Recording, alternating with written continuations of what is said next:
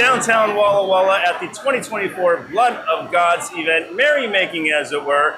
And I have the wonderful pleasure of meeting so many beautiful people and beautiful wines. And this is Bree, Master of Wine from Oregon. And Bree has been a participant in the Blood of Gods event since the beginning. Yeah. That's only 3 years ago. Tell us how you got involved. I had Stacy reach out to me discussing diversity in wine. And so not just thinking about social and community diversity, but thinking about varietal diversity.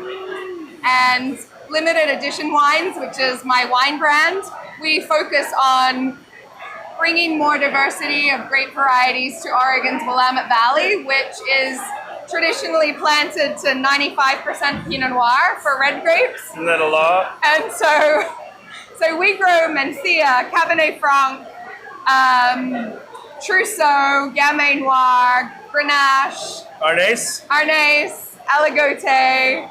Yeah, we make about 26 different wines. And so Stacy first... You mean we as in limited edition wines? Yes, limited edition wines. Well, and when did you jump into the wine game?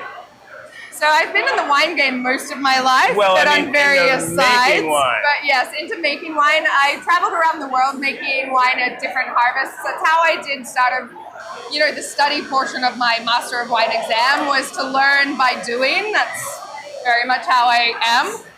So I worked in Austria, Georgia, Australia, obviously. That's Georgia and Europe, people. Yeah. Portugal, Spain. Fell in love with Galician varieties, and then in 2014 worked in the Willamette Valley and really fell in love with the Willamette Valley and sort of just how underimagined the region was in terms of varietal diversity. Of course, and it's an amazing growing region. It still gets ample rainfall. You don't need to irrigate. The summers are bone dry, so you don't need to have a big spray program. It's a really beautiful growing region. Do we call them brutish summers? I mean, I don't know. Walla Walla, this is kind of brutish. Yes, it is. I'm hearing an accent, and I didn't know that about you. Do you have a different upbringing? I'm Australian. You're Australian! Yeah. Well, there you go. Yes. I didn't know that before because you burst onto the scene in the Pacific Northwest, and I thought you were homegrown. Because you fit right in. I do, yeah. You did. Super cool. You brought us a wine today. Tell us about this wine. Yeah, so this is Orange Crush. This is an old vine, Pinot Gris, Muscat, Riesling. That smells like... Adult Sunny D. Oh yeah, Sunny Delight. Well, or not Marmite or whatever you go. Vegemite. Vegemite. So I press this, skin ferment the Pinot Gris, but I press the Pinot Gris off in various stages of phenolic development in the wine. So I'm tasting constantly to pull it off its skins.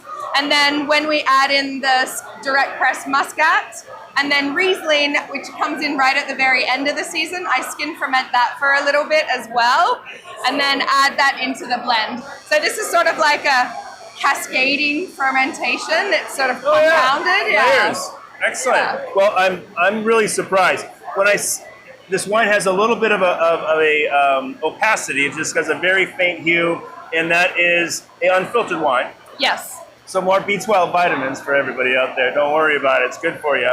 But what a kind of a wild blend. I think of Edelswicker is one of those things that comes to some that knows that this is a blend of not noble grapes and non-noble grapes and also this reminds me of that, but delicious.